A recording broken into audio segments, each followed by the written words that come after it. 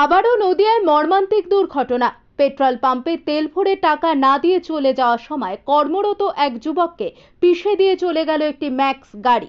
ঘটনাস্থলে মৃত্যু হয় যুবকের। বাবা মায়ের একমাত্র সন্তানের এই পরিণতি হওয়ায় এখন সর্বশান্ত গোটা পরিবার।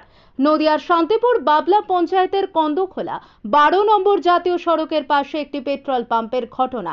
মৃত যুবকের নাম বিশ্বজিৎ দাস ওরফে সন্তু। অভিযোগ, গতকাল রাত্রি 2:30টার সময় এই পেট্রোল পাম্পে একটি ওভারলোড ম্যাক্স গাড়ি তেল ভরতে আসে।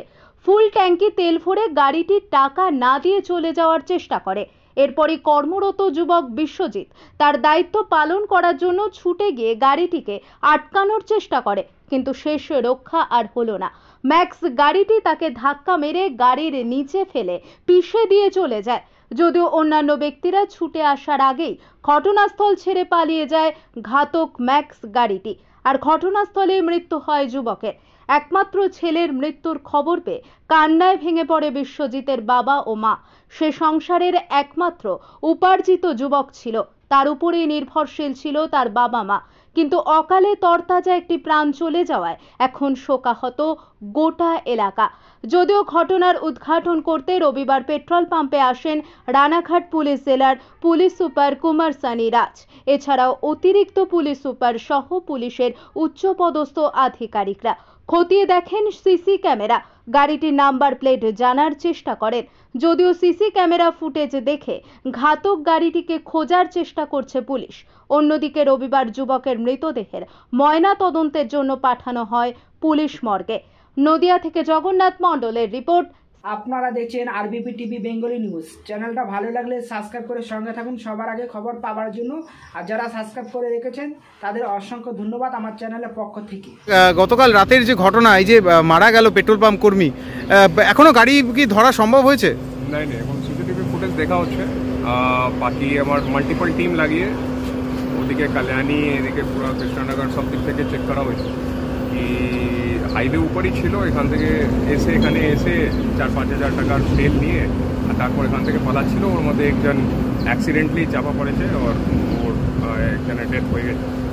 বাট এই পুলিশ বের করে নেবে, একটু টাইম লাগবে, বাট বের করে নেবে। এটা কি শুধু অ্যাক্সিডেন্টালি ছিল না উদ্দেশ্যপ্রণোদিত ছিল? সিসিটিভিতে না উদ্দেশ্য নেই। সিসিটিভিতে ক্লিয়ারলি দেখা যাচ্ছে কি ও মানা করেছে কি তুমি তেল নিয়েছো তো টাকা কেন দেয়নি। এটা বহুত খুব ন্যাচারাল রিয়াকশন আছে, এটা কেউ বলবেই।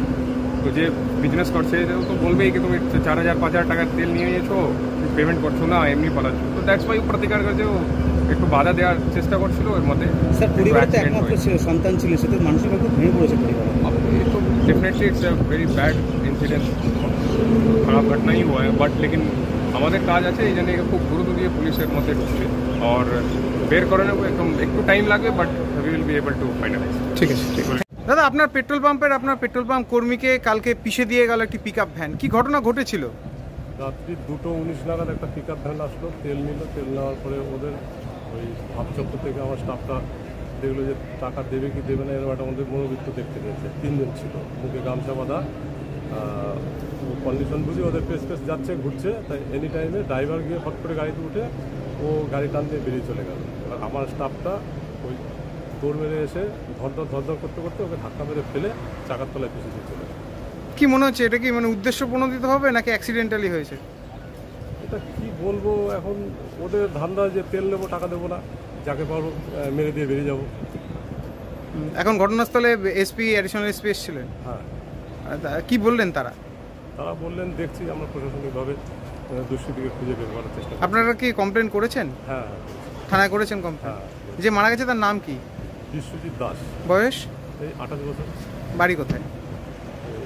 আমার পাম্পেরই 2 কিলোমিটার কন্দখোলা। আপনার নাম? আমার নাম অসীম কুমার পাল। আপনার বাড়ি? পুলিয়া। আচ্ছা, পাম্পের নাম আপনার? অদ্বৈত অটো সার্ভিস। এটা কন্দখোলাতেই পড়ে? কন্দখোলা।